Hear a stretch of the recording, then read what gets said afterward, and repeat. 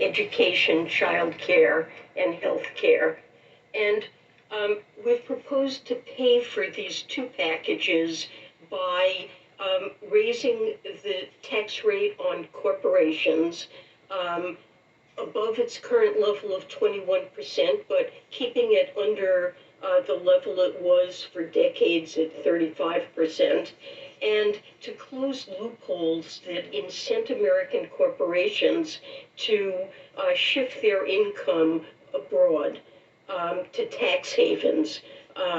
So right now, corporate income tax amounts to only 7% of total federal tax revenue. And corporate income has increased as a share of GDP, and we're proposing changes to the corporate tax system that would close loopholes.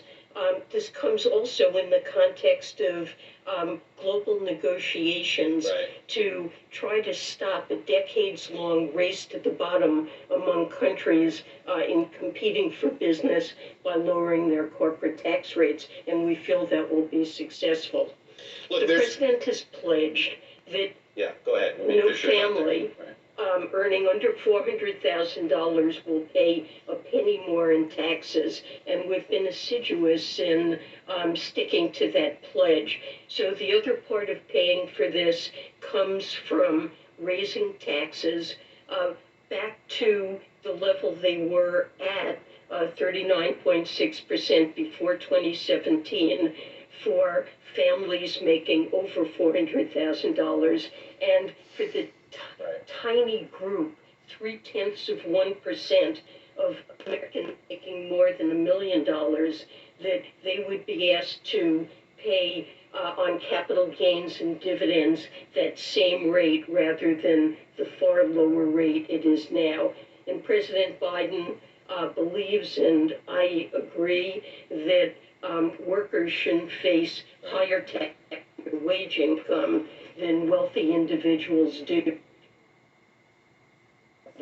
Well, look, I wanted you to lay that out there because I wanted folks to hear it, because there's quite a few Democratic senators that are now talking about the idea of maybe we don't need to raise all of these taxes. And you just made a case, for instance, on infrastructure that, these are investments and that they're worthy of deficit spending. If this bill comes back to the president without these pay-fors, the president's still going to sign it? Well, I'm not going to speak for what the president will do in a negotiation, but he has made clear that he believes that permanent increases in spending should be paid for, and I agree. I think we're in a good fiscal position. Interest rates are historically low. They've been that way for a long time, and it's likely they'll stay that way into the future. But we do need fiscal space to be able to address emergencies like the one that we've been in with respect to the pandemic.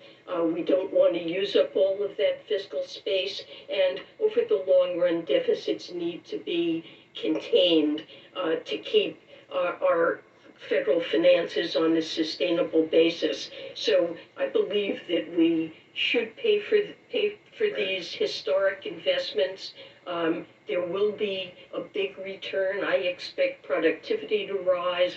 There will be great returns from investing in research and development and enabling families to participate with paid leave and child care support in the workforce. So I think it's true that a stronger economy will generate more tax revenue to pay for them, and we're doing it in a way that's fair. So mention that an important way of paying for this is increasing tax compliance. It's estimated that underpayment of taxes that are really due is costing us, the federal government, about $7 trillion of Medicaid, and there's an important proposal here to fund the IRS so that, and this is a matter of fairness,